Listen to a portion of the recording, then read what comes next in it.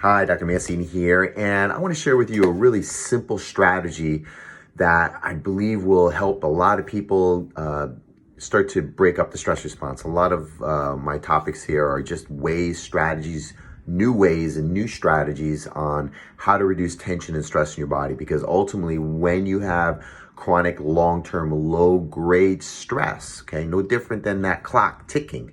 After a while, you don't hear it, your body adapts. It's a great system to have, but unfortunately, if we don't pay attention, it will have a downstream effect, which is immune suppression. So, one of the elements that we want to pay attention to is, where is our attention? And most of the time throughout our day, our attention goes drifting off to some other time instead of the present moment. So you're either possibly going to a past bitter memory or a future worry.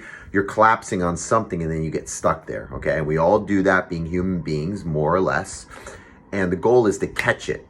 Now, unfortunately, we catch it when it's too late, which means when we start to feel tension, or when we start to feel anxiety, or when we just don't feel well, or even worse, your stomach starts to hurt you, or even worse, you start to feel shortness of breath or tension in the chest, or worse, all of a sudden you get a Bell's palsy, a facial drop, because of such tension and stress. It affects the cranial nerve.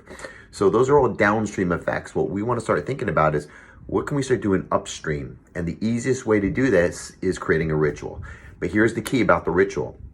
And a ritual can be anything that alerts you. And I'm always recommending digital technology to do that, which means on your phone, get a little chime. Every time it chimes, here's what you need to do.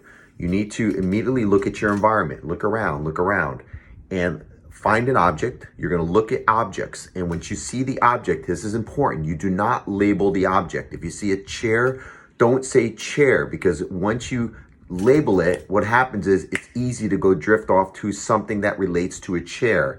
It'll take you somewhere else, because the moment we label it, we can lose being present in that moment. Now, on the other hand, when you don't label the chair, you look at the chair, and what you want to do is you want to look at the chair and find or look for things about the chair, like the color, like the shape, the angles, the quality of the chair, the texture, the fiber. Look at as many qualities as you can find out. What that'll do, it'll keep you very present. And I like you to do this for about 10 to 15 seconds. That's it. Just 10 to 15 seconds. Go on to something else. If you want to do more, great. And what that does is it breaks you out of the trance. It breaks you out of the hypnosis. It gets your attention back in the present moment. And when your attention's in the present moment, when your subconscious operating system realizes that there's no threat, because 10 seconds earlier, you were drifting off to a time when you were stressed or anxious, or you're worried about something and you're thinking about this other thing, or you're thinking about what they just said on the news about the COVID. And next thing you know, your body is wherever your attention goes. So my point is this: the more you bring your attention back into the present moment, the more your immune system goes, oh, thank God, he's back. I can keep my immune system healthy and buoyant. Or my stomach is, if my stomach was able to talk, it would say, oh, thank God, he's back. I can digest my food, because he was somewhere else, and wherever he was, I couldn't digest my food. I had to shut down and move blood flow to the arms to fight, or the legs to flight, or response. So it's so critical to really get the essence of what meditation teaches by understanding that it teaches you to become present.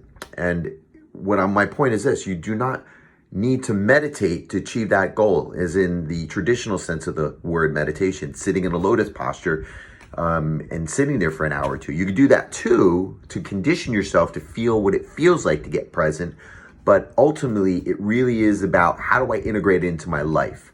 Easy way to do that is something that alerts you very kindly and lovingly and softly, like a chime or a time class, or anything that can remind you, and immediately you find something and then you start to describe it in your mind. That gets you in the present moment. You do that for 10 to 20 seconds every hour. You basically scratch the record. You interrupt the stress response, because in that moment, you're back in the present moment.